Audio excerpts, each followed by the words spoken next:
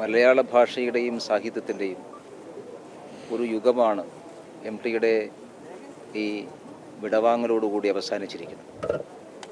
മലയാള ഭാഷയിൽ സാഹിത്യവും പുരാണവും ചരിത്രവുമെല്ലാം ഇത്ര അനായാസകരമായി വഴങ്ങുകയും അതിന് പുതിയ ശൈലി ഉണ്ടാക്കി പകർന്നു കൊടുക്കുകയും ചെയ്തിട്ടുള്ള വളരെ അപൂർവം സാഹിത്യകാരന്മാരാണ് മലയാളത്തിലുണ്ടായത്.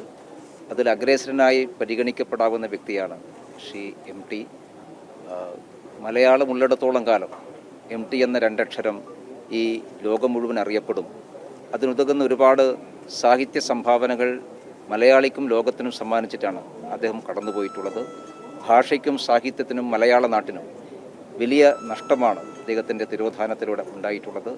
ഭാരതീയ ജനതാ പാർട്ടിയുടെ സംസ്ഥാന സമിതിയുടെ ആദരാഞ്ജലികൾ പ്രണാമവും ഈ സന്ദർഭത്തിൽ അർപ്പിക്കുകയാണ്. 7.5 പതിറ്റാണ്ട് കാലത്തിനിടയിൽ നിരവധി തലമുറകളെ അക്ഷരത്തിൻ്റെയും വായനയുടെയും ലോകത്തേക്ക് കൈപിടിച്ചുയർത്താൻ സാധിച്ച വ്യക്തിയാണ് ശ്രീ എം ടി വാസുദേവൻ നായർ.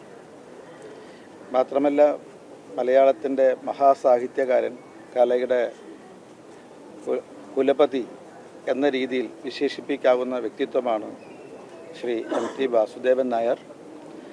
അദ്ദേഹത്തിൻ്റെ നമ്മുടെ ഭാരതത്തിൻ്റെ സാംസ്കാരിക പാരമ്പര്യത്തിലും അതേപോലെ തന്നെ ഭാരതത്തിൻ്റെ പൈതൃകത്തെയും അങ്ങേയറ്റം ആദരിക്കുകയും ബഹുമാനിക്കുകയും ചെയ്ത അപൂർവം സാഹിത്യകാരന്മാരിൽ ഒരാളായിരുന്നു എം ടി എന്ന് നിസ്സംശയം പറയാൻ സാധിക്കും.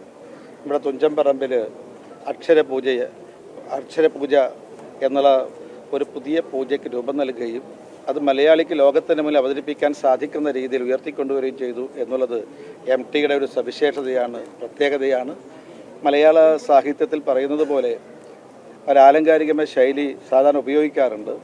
സാഗരത്തിന് സമം സാഗരമെന്നും ആകാശത്തിന് സമം ആകാശമെന്നും പറയാറുണ്ട്.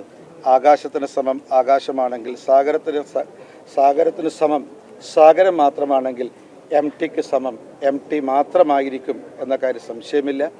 7 പതിറ്റാണ്ട് കാലത്ത് മലയാള സാഹിത്യരംഗത്ത്, കഥാരംഗത്ത്, നോവൽ രംഗത്ത്, ചലച്ചിത്ര രംഗത്ത് നിറസാന്നിധ്യമായ എം ടിയുടെ വേർപാടിൽ ഭാരതീയ ജനതാ പാർട്ടിക്കുള്ള അഗാധമായ ദുഃഖവും ആദരാഞ്ജലിയും ഈ അവസരത്തിൽ പ്രകടിപ്പിക്കുന്നു. അതോടൊപ്പം തന്നെ അദ്ദേഹത്തിൻ്റെ വിയോഗത്തിൽ ദുഃഖിതരായിട്ടുള്ള കുടുംബാംഗങ്ങളുടെയും അതുപോലെ അദ്ദേഹത്തിനെ സ്നേഹിക്കുന്നവരുടെയും ദുഃഖത്തിൽ ഭാരതീയ ജനതാ പാർട്ടിയും ഞാനും പങ്കുചേരുന്നു.